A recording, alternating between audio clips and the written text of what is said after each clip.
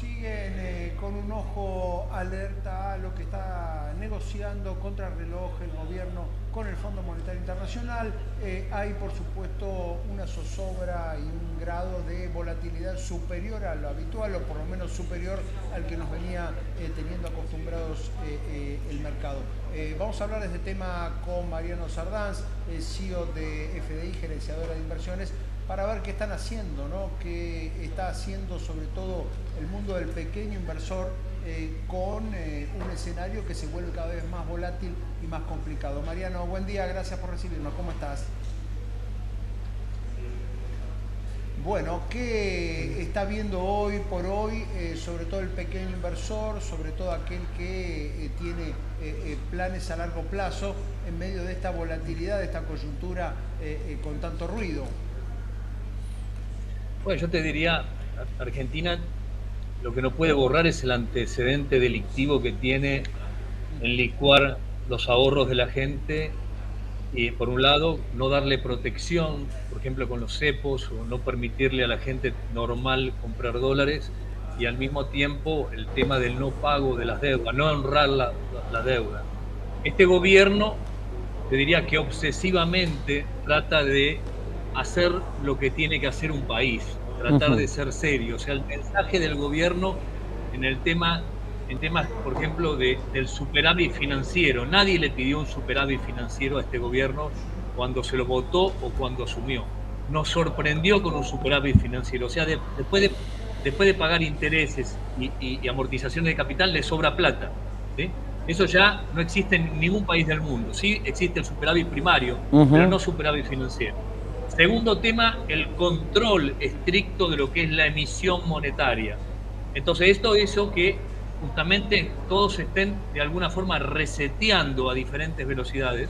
Reseteando, me refiero a los empresarios, por un lado, de cómo hacer negocios, cómo manejar sus cajas, porque durante las últimas décadas el negocio era estoquear mercadería y ganaba financieramente por eso.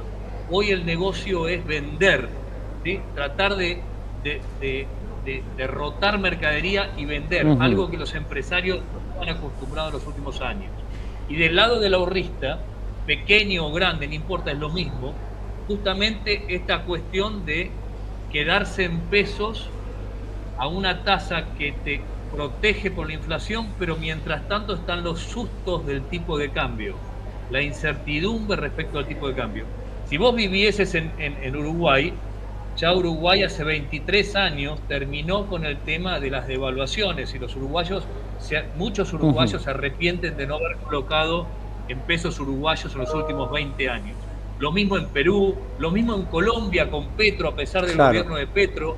Ujú. Entonces son países que durante décadas ya vienen protegiendo al ahorrista en su moneda local con tasas por arriba de inflación. Bien, Este ahora en la gobierno lo está haciendo Argentina, desde que asumió. Mariano, claro, en la Argentina no solo no ocurrió eso, digamos, sino que el ahorrista en moneda local ha brillado por su ausencia por causa de la inflación, sino que además en el último año se exacerbó el tema del carry trade, es decir, por un lado el gobierno dio casi certezas totales de que el dólar iba a estar planchado y se abrieron un montón de formas de hacer tasa. ¿Eso ves que está empezando a terminar? ¿Se está empezando a deshacer ese escenario donde había que quedarse tranquilo con cualquier instrumento en pesos porque iba a rendir más que un dólar que iba a estar quieto?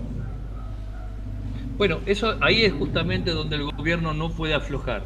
Ujú. Esto lo ha pasado en su momento Brasil hace 45 años atrás, lo ha pasado Perú hace 40 años atrás. Son momentos donde vos tenés que mantener el mensaje, mantener justamente las riendas, en este caso, y no justamente liberar el tipo de cambio porque te dicen que Argentina está cara en dólares. No, Ujú. Argentina está en cara en regulaciones y está cara en impuestos. ¿Sí? Esa es la realidad.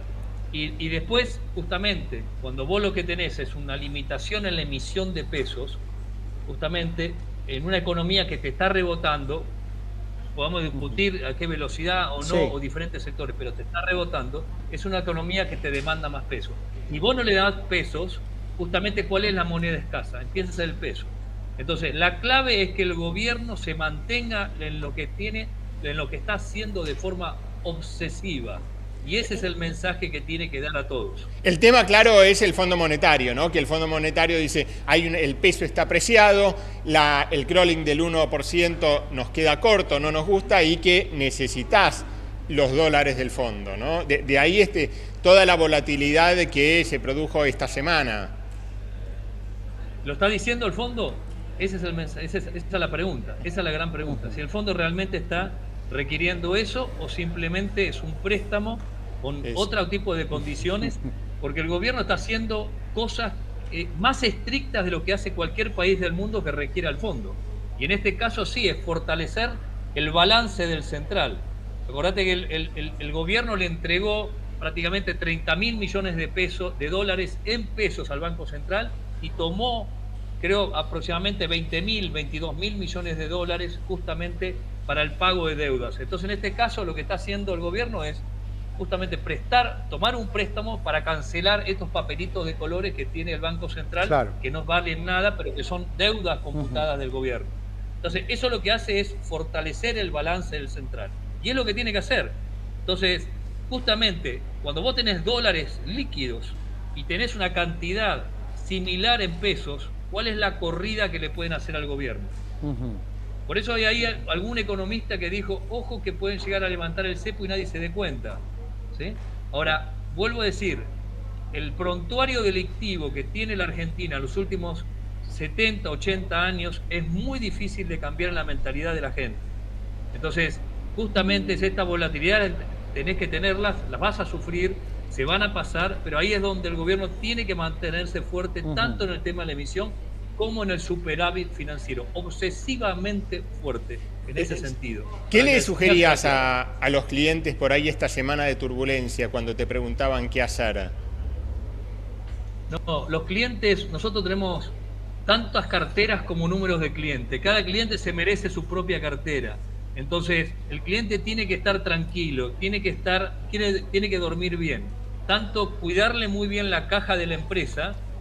En la caja de la empresa, acordate que tiene dinero para sueldos, dinero para aguinaldos que se necesitan cada 6 meses, dinero para importaciones, dinero que tiene el accionista ahí siempre por las dudas.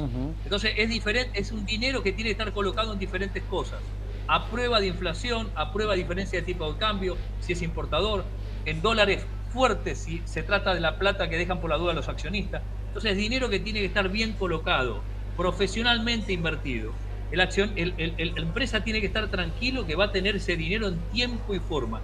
Y la persona física, el ahorrista pequeño y grande, esa persona tiene que dormir a la noche porque la plata se hace laburando. Entonces al otro día tiene que dedicarse a su mejor inversión, que es su trabajo, su empresa, su comercio.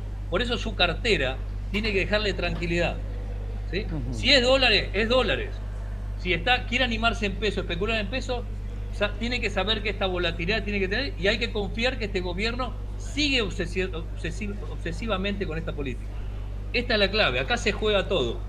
Bien, por último, ¿qué esperás para este nuevo esquema cambiario que todo hace creer que va a derivar de este acuerdo con el Fondo Monetario? Se habla de bandas cambiarias y se habla que en cualquiera de esos casos puede haber algún pequeño salto en el valor del dólar. Aun cuando vos decías, bueno, algunos dicen, bueno, puede levantarse el cepo y que nadie lo note, eso podría pasar más adelante, digamos. Está claro que si en este momento se levantara alguna de esas restricciones, podría resentirse el mercado cambiario.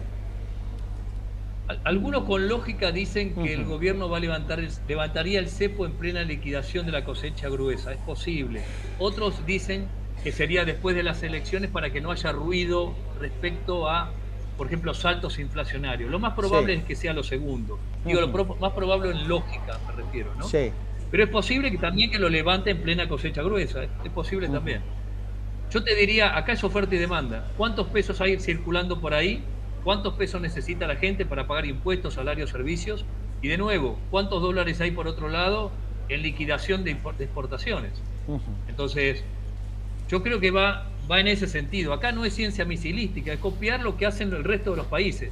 Y no te vuelvo a decir, no estoy hablando de Suiza, no estoy hablando de Suecia. No, los países de la región, está claro. Perú, sencillamente, países de la región donde tienen políticas monetarias fuertes.